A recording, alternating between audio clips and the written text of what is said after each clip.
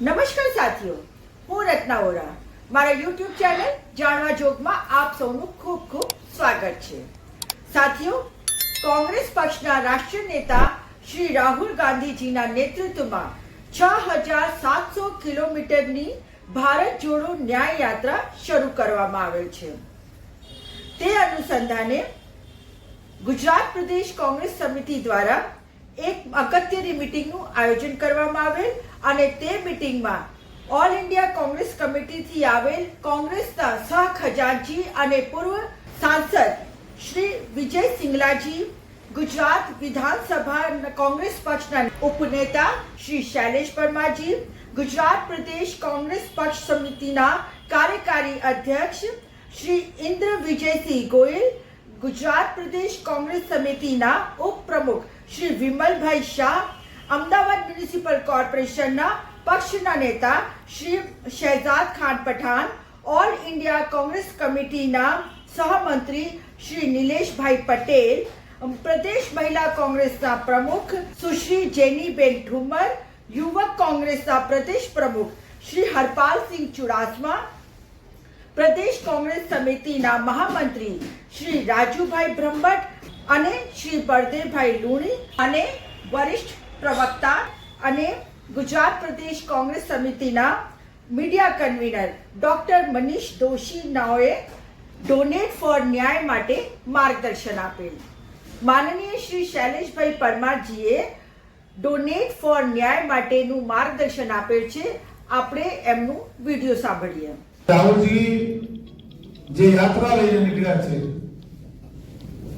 6700 કિલોમીટરની જે યાત્રા છે, 67 દિવસ ચાલવાની છે. એ યાત્રા આવનારા દિવસોમાં માર્ચમાં પહેલા કે બીજા વીકમાં ગુજરાતમાં પણ આવવાની છે. અને ગુજરાતમાં 5 દિવસીય યાત્રા દાહોદથી ચાલુ થશે. દાહોદ, ગોધરા, છોટાઉદેપુર,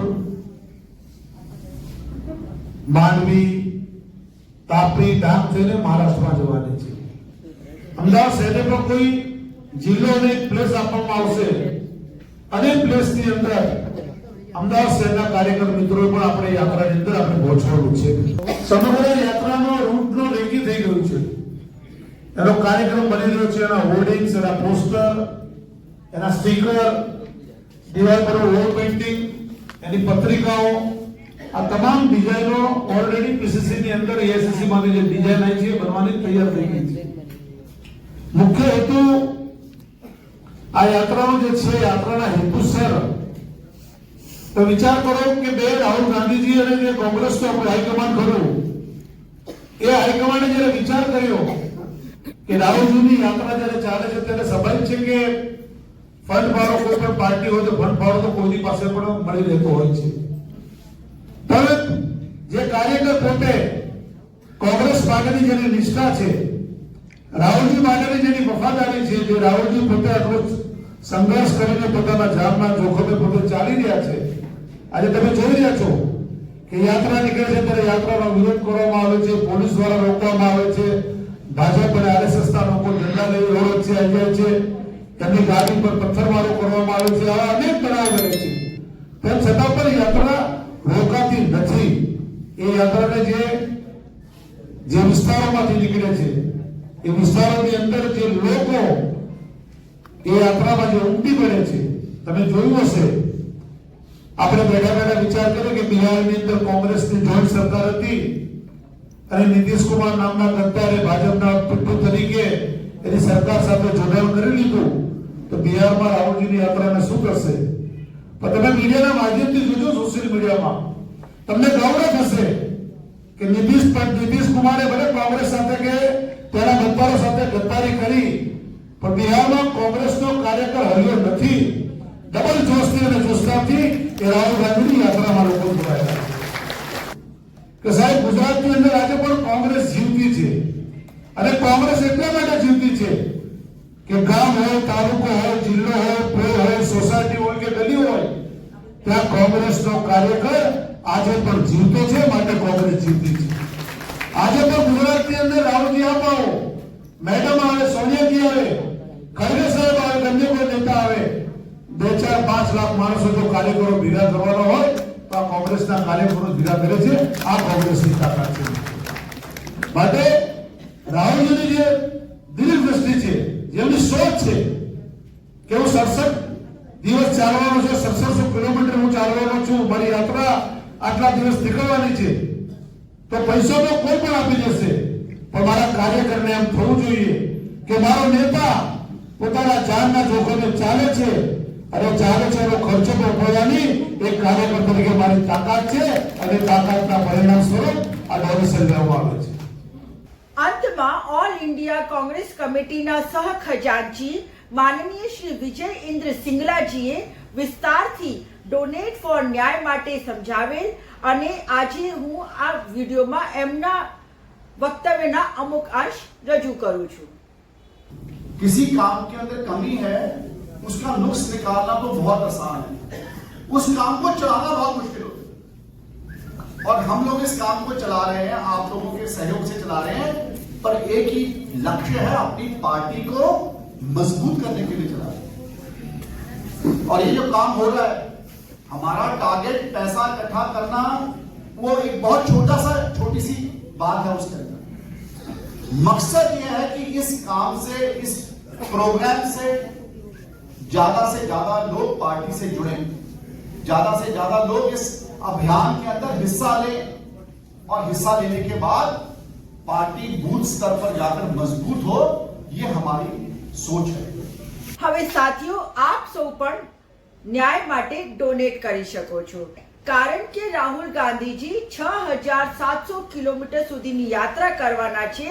એટલા માટે ડોનેશન માટેની રકમ નક્કી કરવામાં આવેલ છે 67 રૂપિયા, 670 રૂપિયા, 6700 રૂપિયા, 67000 રૂપિયા અને એનાથી આગળ જે કંઈ થાય એ ડોનેટ કરી શકાય છે.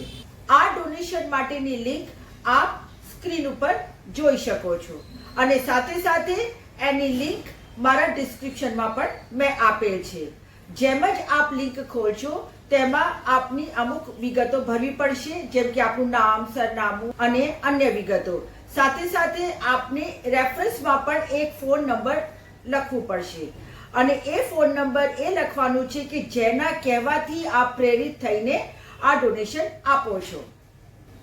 હવે સાથીઓ, ન્યાય માટે મેં પણ 6700 રૂપિયા ડોનેટ કર્યા છે અને એના બદલામાં મને આ 2 સર્ટિફિકેટ મળ્યા છે જે આપ મારી સ્ક્રીન ઉપર જોઈ શકો છો.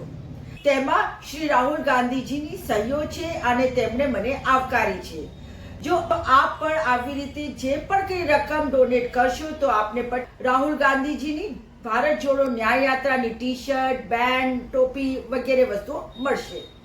બીજું સાથીઓ, જો આપ ન્યાય માટે ડોનેટ કરવાનું વિચારી રહ્યા છો અને આ મારું વિડીયો આપ જોઈ રહ્યા છો અને મારાથી સહમત છો અને કોંગ્રેસ પક્ષ સાથે તેમજ રાહુલ ગાંધીજીની ન્યાય યાત્રા સાથે જોડાવા માંગતા હો તો મારી આપને એક નમ્ર વિનંતી છે કે સ્ક્રીન પર લખેલ મારા મોબાઈલ નંબર 93-274-26-085 ઉપર રેફરન્સમાં આ નંબર લખીને આપ ડોનેટ આપશો એવી મારી આપને વિનંતી છે.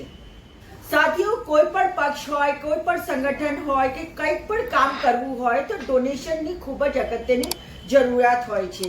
અહીંયા કોંગ્રેસ પક્ષે આ જે ડોનેશન ડ્રાઈવ ઊભી કરી છે એનું મહત્વ તો છે જ, પરંતુ એનાથી પણ વધારે મહત્વ એ છે કે આપ લોકતંત્ર બચાવવા માંગો છો, આપ સંવિધાન બચાવવા માંગો છો અને 2024માં ભારત દેશમાં જે RSS અને ભારતીય જનતા પાર્ટીની તાનાશાહી સરકાર છે એને દૂર કરવા માંગો છો અને દેશને ન્યાય અપાવવા માટે આપ ડોનેટ કરો છો. દેશના બેરોજગારોને ન્યાય અપાવવા માટે, દેશમાંથી મોંઘવારી ઓછી કરવા માટે, ન્યાય અપાવવા માટે, દેશના મહિલાઓને સન્માન આપવા માટે આપ ડોનેટ કરી રહ્યા છો. દેશના કિસાનો માટે આપ ડોનેટ કરી રહ્યા છો. દેશમાં જાતિગત વસ્તી ગણતરી કરાવવા માટે આપ ડોનેટ કરી રહ્યા છો. સાથે સાથે દેશને સામાજિક ન્યાયના પથ ઉપર લઈ જવા માટે આપ ડોનેટ કરી રહ્યા છો. તો સાથીઓ, મારા આ વિડીયોમાં આટલું જ. જો આપને આ મારો વિડીયો પસંદ આવ્યો હોય અને સાથે સાથે જો આપ ખરેખર ડોનેટ કરવા માંગતા હોય સામાજિક ન્યાય માટે, તો મારા આ વિડીયોને આપ વધુમાં વધુ શેર કરો, પોતાના પરિવારમાં, મિત્રોમાં આ વિષય પર ચર્ચા કરો અને મારા ડિસ્ક્રિપ્શનમાં જે લિંક આપી છે તેને ઓપન કરીને ડોનેશન આપો. મારા આ વિડીયોને વધારે ને વધારે શેર કરો અને વધારે ને વધારે લાઈક આપો. એ જ અભ્યર્થના સાથે હું આપની વચ્ચેથી રજા લઉં છું. ફરી આવીશ કોઈક એક નઈ વિચાર કે નઈ વાત સાથે. નમસ્કાર.